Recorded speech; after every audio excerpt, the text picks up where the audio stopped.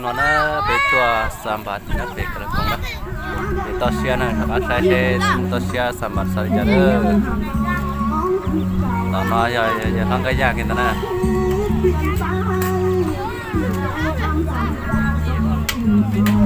tu sambat na sambat na betosia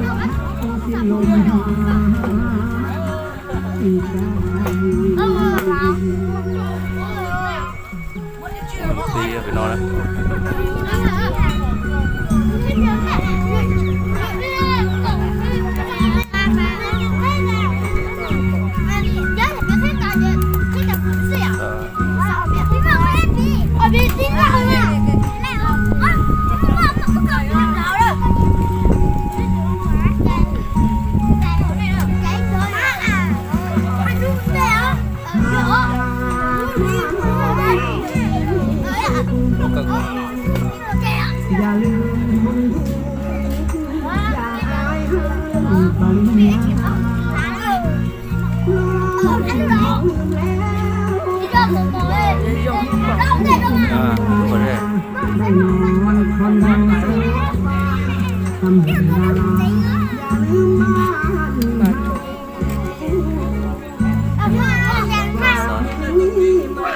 Tosya sambat sana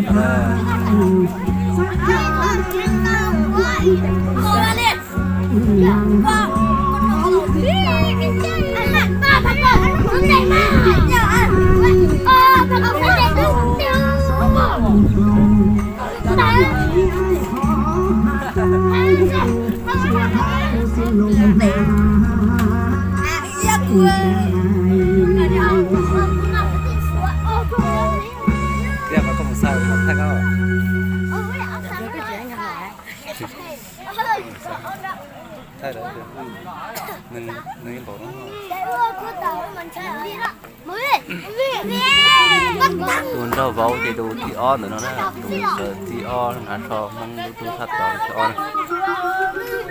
mình nhỏ on đâu vào thì chia dân đâu chia dân nhiều nè nên cái này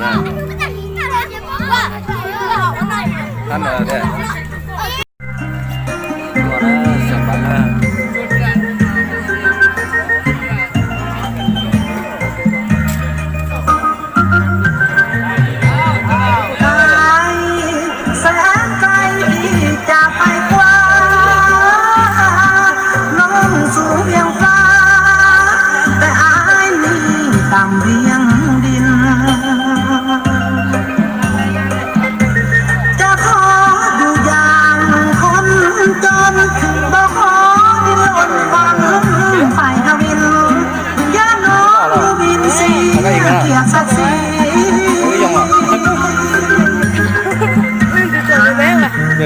จนต้องทนทำใจคงบ่มีใครสนใจผูกมิตรไมตรีเพียงใดก็เศร้ามนมองหากน้องมาตั้งหลายปีเพื่อเกียรติความดีอ้ายมีขอลา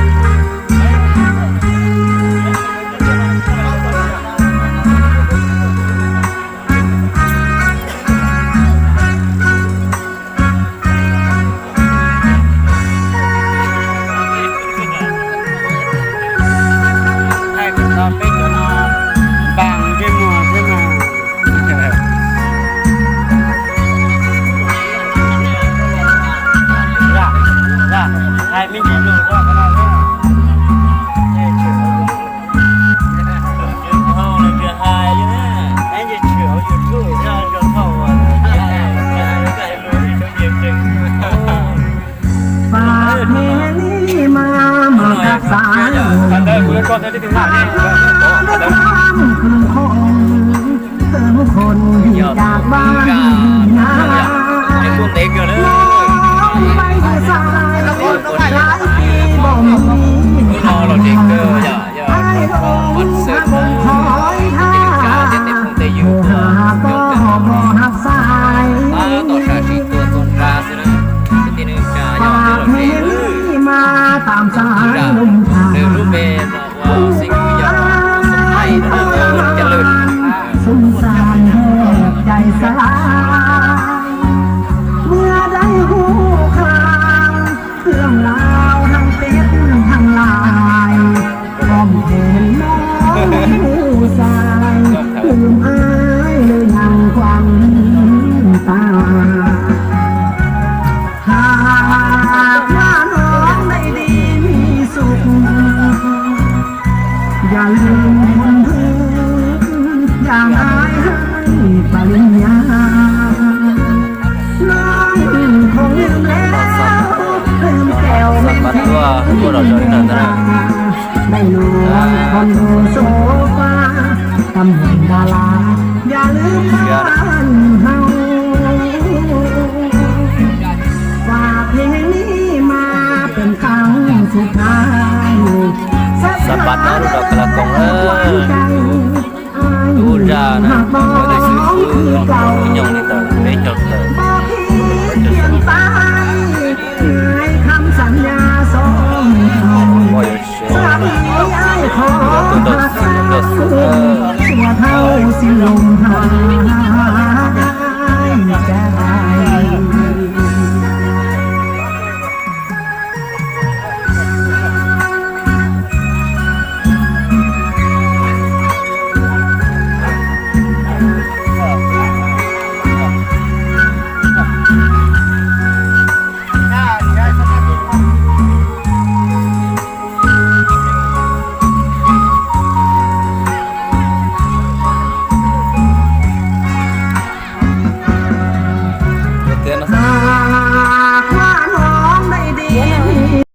โดยทึกตองตามกฎหมายบรรดาทานแค่ทางได้เทิงว่าครูสมรสในครั้งนี้มีอายุเกษียณครบถ้วนตามกฎหมายรัฐธรรมนูญและได้สร้างครอบครัวมาโดยทึกตองตามฮิตของประเพณีและกฎหมายก็ตามแต่ประสบการณ์ในการเป็นผัวนึ่งเมียเดียวการนำลงชีวิตอยู่ในสังคมบ่ก่อปราศจากบ่ไรข้อขาดตกบกพร่องมีบางครั้งอาจจะไปบ่สร้างยางบ่งามและอื่นๆดังนั้นเจ้าโคตรลงตาพวกเขาข้อให้ทานบรรดาทานช่วยอบหุ่มบ่มซ่อนให้เคคู่สมรสมาดังเก่านี้จงกลายเป็นผัวแก้วเมียทิพย์เป็นผัวยิบเมียเซลผัวนึ่งเมียเดียว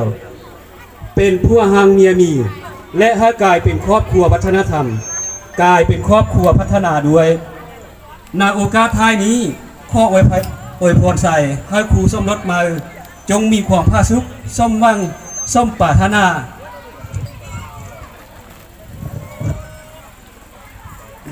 มีความฮักสุดกาลนานอดกันอดทนปองดองใจกันสร้างครอบครัวมาด้วยความเบิกบานทั้งเมียนว่าบางครั้งการดำรงชีวิตในครอบครัวอาจพบอุปสรรคเล็กน้อยก็ตามจงตัดสินใจพร้อมกันผ่านพาดังคำเว้าที่ว่าเพื่อลงแกงเป็นครูสมรสมาด้วยเอาข้อขอบใจ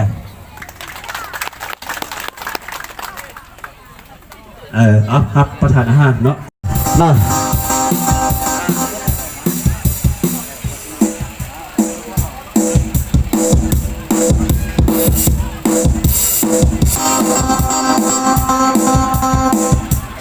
เอาอีกตัวหนึ่งก็คุณเวนเซอร์เดอร์ภรรยาของท่านอาจารย์สมัยเนาะไปกินแล้วกลางเวทีเอามาเร็วกล่าวเข้ามาเร็วเนาะ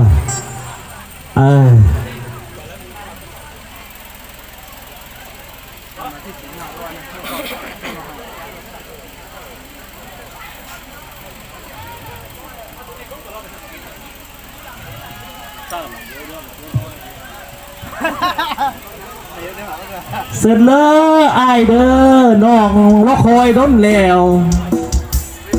ดังดาราแม่สุดใดสั่งมายืดเจ้าบ้านน้ำลงมาปั้นสาวเนื้อเมื่อใจไอ้เป็นห่วงขอเจ้าอย่าลวง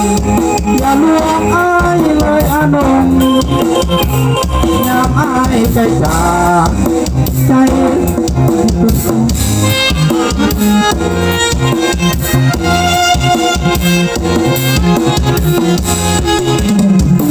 ที่ฉันผู้บอกน้องบอกว่าลูกกับไอ้ลูกนี้จะตายบอกขายเพื่อนคำสาบานอยากให้จะจากใจคงให้คงกระพันมาหักกันโอ้ละเงามองตาเมื่อใจไอ้เป็นห่วงขอเจ้าอย่าลวงไอ้เลยอานงไอ้จิตใจจงให้มันคงจงฟังเสียงเพลงห้องส่งอยู่ยกย่องหลอกแกงบ่ไหว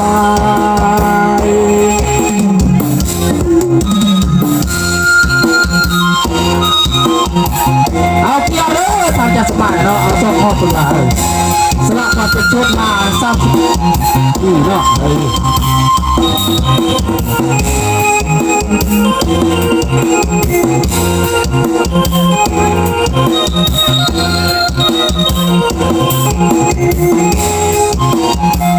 ที่ฉันผู้บอ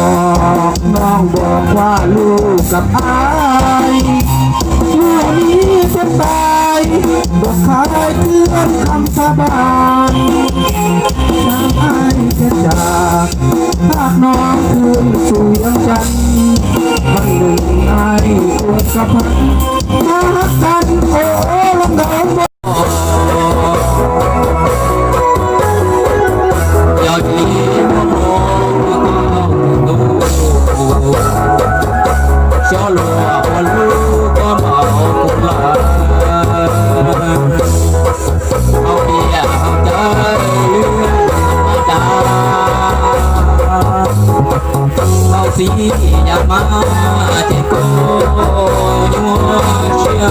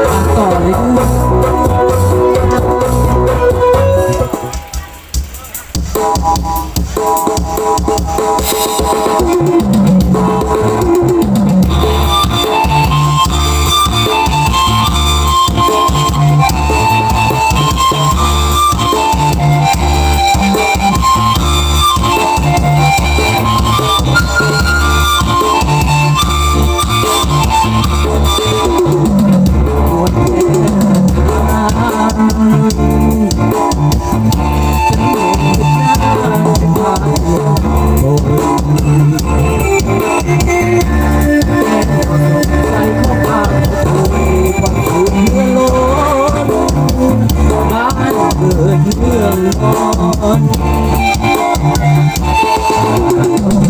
เอาดอกมาไหมใส่กัด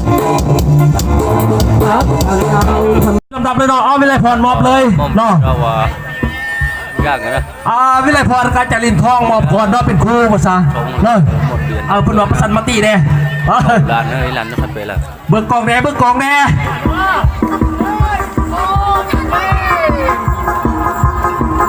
อีโอเป้พ่อแม่น่ะงอเงินเมียไปเสียค่าห้องอย่าปวดอย่าบึ้งเงินทองตายนอนด้วยความจำเป็นตามคำสัญญา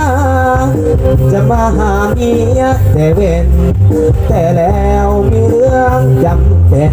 เห็นใจอายแน่กว่าเยือนกินมาบ่ได้อย่าขับรถย่านตำเสาไฟจึงได้นอนคงยังทางเดือนอย่าเข้าใจผิดคิดว่าหัวนอนกับหญิงเอิญอ้ายนอนคนเดียวทางเดือนคิดถึงเมียแทบขาดใจ